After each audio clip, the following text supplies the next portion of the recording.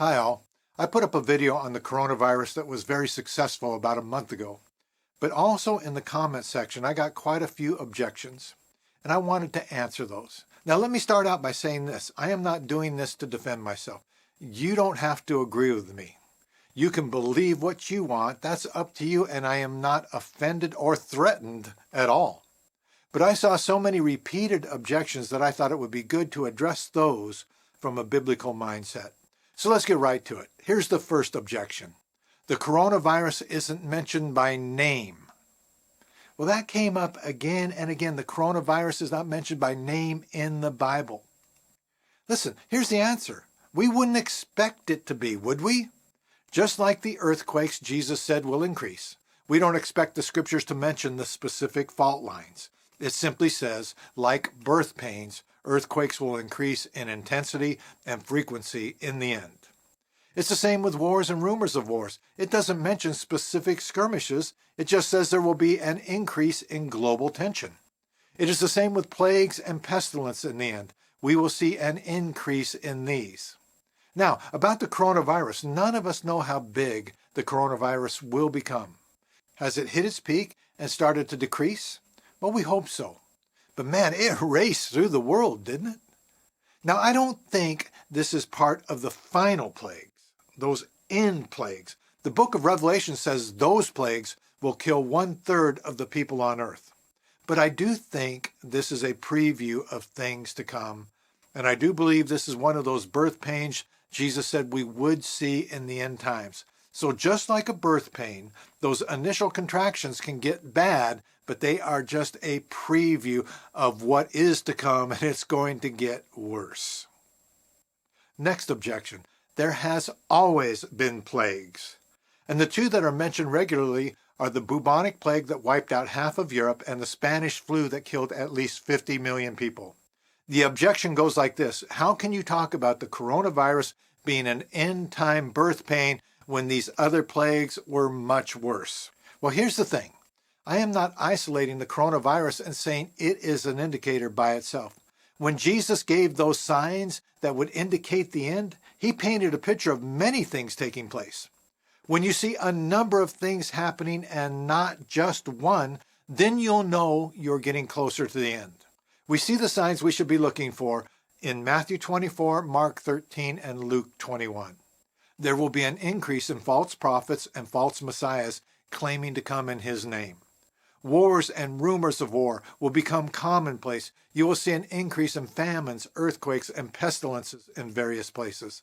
You can look for persecution against Christians to increase, and many will start falling away from the faith. I look at that list and I think, check, check, check, check, check. I see those things beginning to increase. And just like the evidence that a woman is going into labor is not isolated to one sign, do a search on Google and you'll find anywhere from 6 to 10 signs that indicate that baby is close.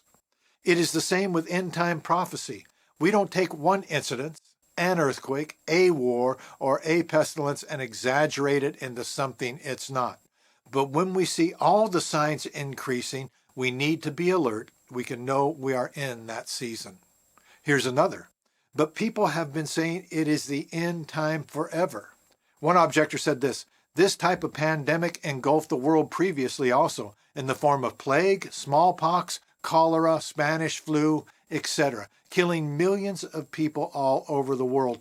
Every time you have been saying that God is coming. Well, you know what? Unfortunately, that's true.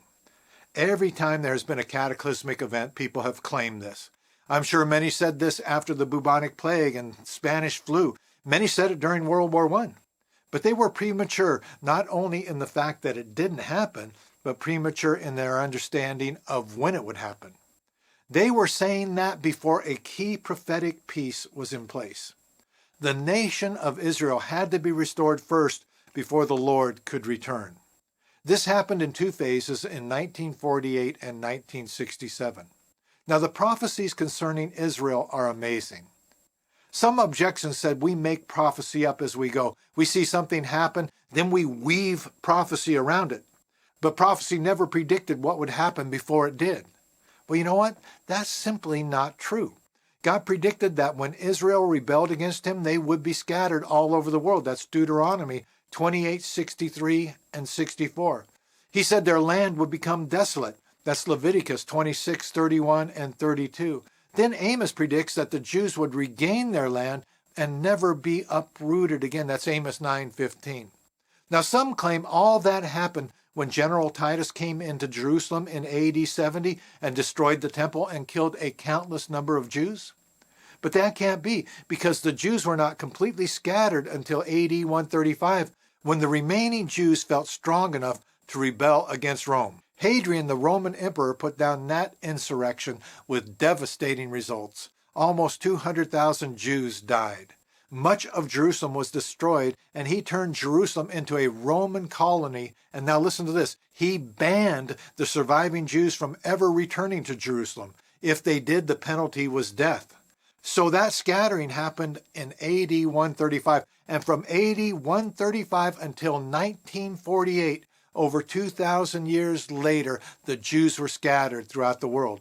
But in Isaiah 49, God tells the Jews, even though they are scattered all over the world, he would preserve them as a people, and they would regain their land, never to lose it again. That happened in 1948. That prophecy, written 2,700 years earlier, was fulfilled. After a 2,000-year absence, Israel took possession of their land once again, and this time no one will drive them out.